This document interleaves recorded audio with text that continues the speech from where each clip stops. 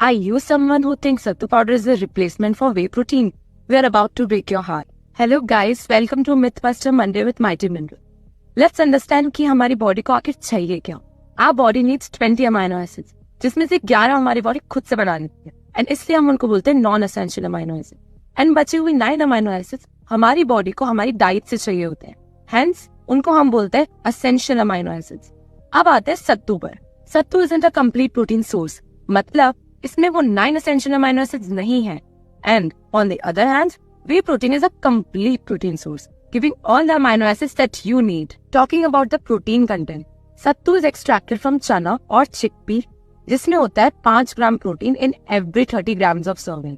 अगर हम whey protein की बात करें तो उसमें हमें एक स्कूप यानी कि 30 ग्राम में 25 ग्राम प्रोटीन मिलता है. समझ रहे हो?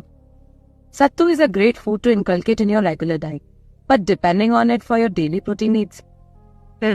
टैग करो कमेंट्स में जो सत्तू पाउडर यूज करता है, एंड शेयर करो फ्रेंड्स और फैमिली के साथ. And for more such content follow mighty minerals.